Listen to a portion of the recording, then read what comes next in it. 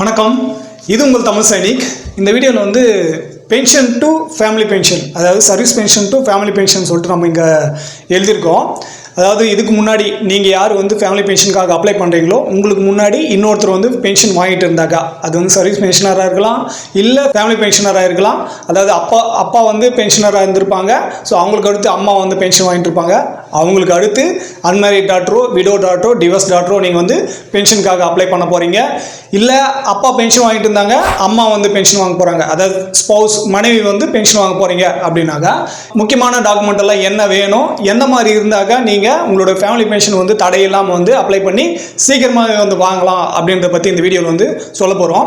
இந்த வீடியோ வந்து கடைசி வரைக்கும் பாருங்கள். உங்களுக்கு வந்து ஒரு சில டாக்குமெண்ட் இல்லைனாலுமே குறைந்தபட்ச டாக்குமெண்ட் வந்து உங்ககிட்ட சரியான முறையில் இருக்குது அப்படின்ற பட்சத்துலையும் நீங்கள் உங்களோட ஃபேமிலி பென்ஷன் வந்து சீக்கிரமாக வந்து வாங்கலாம். ஸோ அது வந்து இந்த வீடியோ வந்து கடைசியில் அந்த டாக்குமெண்ட்டை பற்றி சொல்கிறேன். ஸோ இந்த வீடியோ பார்க்கறதுக்கு முன்னாடி என்னோட வேண்டுகோள் என்னென்னா, முதல் முறையாக நம்மளோட சேனல் பார்க்குறவங்களும் இது வரைக்கும் நம்மளோட சேனலை சப்ஸ்கிரைப் பண்ணாதவங்களும் தயவு செஞ்சு சேனலை சப்ஸ்கிரைப் பண்ணி சேனலுக்கும் பென்ஷனருக்கும் உங்களோட சப்போர்ட் வந்து கொடுங்க.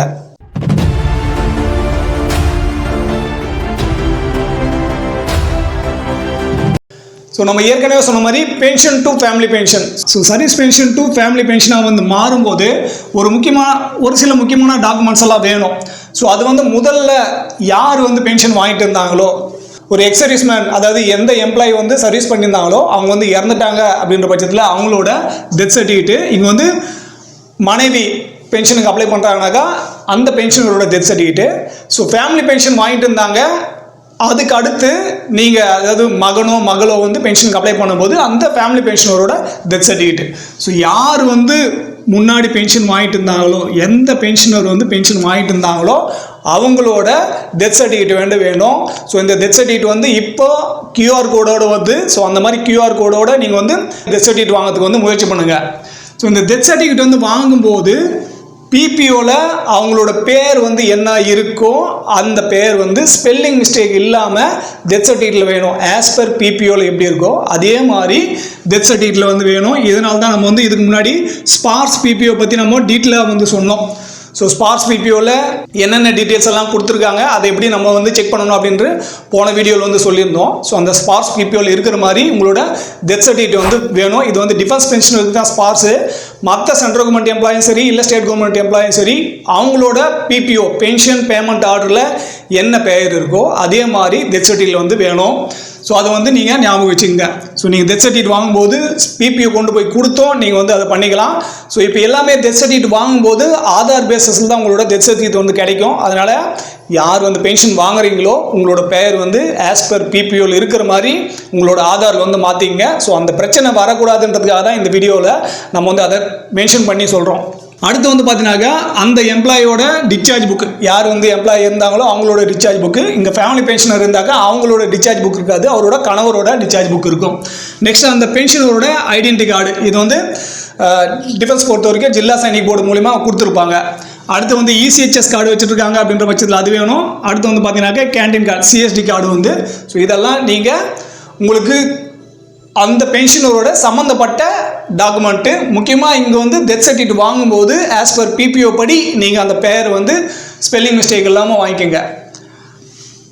நெக்ஸ்ட் வந்து பார்த்தீங்கன்னாக்கா பேங்க் அக்கௌண்ட் டீட்டெயில்ஸ். ஸோ யார் வந்து பென்ஷனுக்கு அப்ளை பண்ணுறீங்களோ, எந்த ஃபேமிலி பென்ஷன் வந்து பென்ஷனுக்கு வந்து அப்ளை பண்ணுறீங்களோ உங்களோட பேங்க் டீட்டெயில்ஸ் வந்து நீங்கள் கொடுக்குற மாதிரி இருக்கும். இது வந்து ஸ்பார்ஸில் அப்டேட் பண்ணும்போது நீங்கள் கேன்சல் செக் லீஃபை வந்து அப்லோட் பண்ணணும் சிங்கிள் அக்கௌண்ட்டாக இருக்கும்போது. ஸோ நம்ம வீடியோவில் ஸ்டார்டிங்லேயே வந்து சொல்லியிருந்தோம், ஒரு டாக்குமெண்ட் வந்து நீங்கள் சரியான முறையில் வந்து அப்டேட் பண்ணியிருக்கீங்க அப்படின்ற பட்சத்தில் சீக்கிரமாகவே உங்களோட பென்ஷன் வந்து வாங்க முடியும் அப்படின்னு சொல்லிட்டு.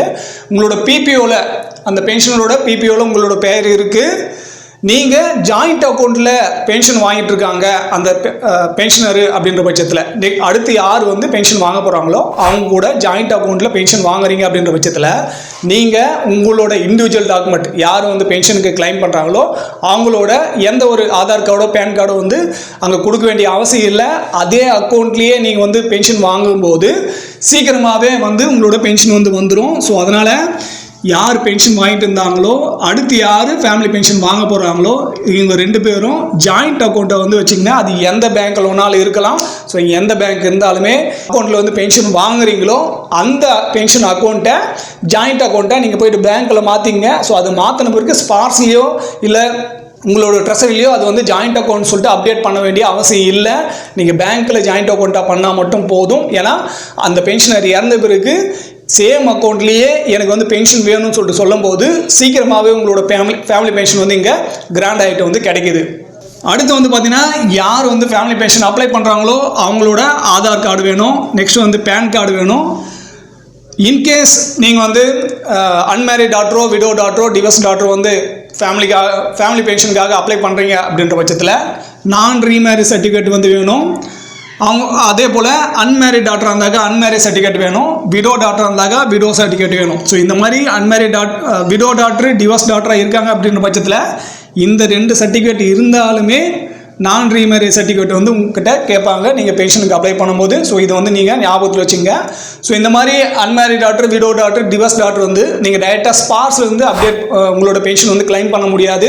சோல்ஜர் போர்டு மூலயமா உங்களோட டாக்குமெண்ட்டை ரெக்கார்டுக்கு அனுப்பி ரெக்கார்டு வந்து பிசிடிக்கு அனுப்பின பிறகு தான் உங்களுக்கு அந்த பென்ஷன் சேங்ஷன் ஆகிட்டு உங்களுக்கு பிபிஓ நம்பர் வந்து ஜென்ரேட் ஆகும். ஸோ அதனால் இந்த 3 கண்டிஷனில் இந்த அன்மேரிட் டாட்டரோ விடோ டாட்டரோ டிவோர்ஸ் டாட்டரோ வந்து பென்ஷன் அப்ளை பண்ணும்போது நீங்கள் ஸ்பார்ஸில் டைரெக்டாக பண்ண முடியாது.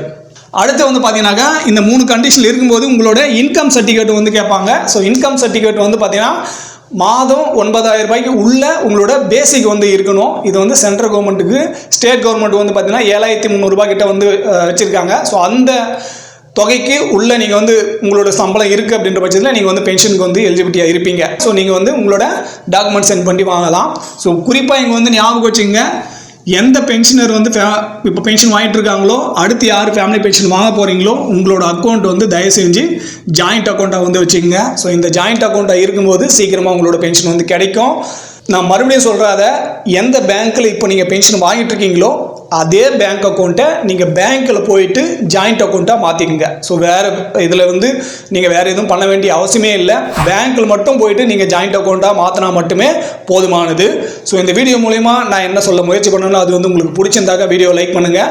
இந்த வீடியோ பற்றின வேறு எதுனா சந்தேகம் இருந்தாக்க கீழே கமெண்ட் செக்ஷன் வந்து கேளுங்க. அதே போல் இது வரைக்கும் நம்மளோட சேனலை சப்ஸ்கிரைப் பண்ணாதவங்களும் முதல் முறையாக நம்மளோட சேனலை பார்க்குறவங்களும் தயவு செஞ்சு சேனலை சப்ஸ்கிரைப் பண்ணி சேனலுக்கும் பென்ஷனருக்கும் உங்களோட சப்போர்ட் வந்து கொடுங்க. இந்த வீடியோ கடைசி வரைக்கும் பார்த்துக்க நன்றி.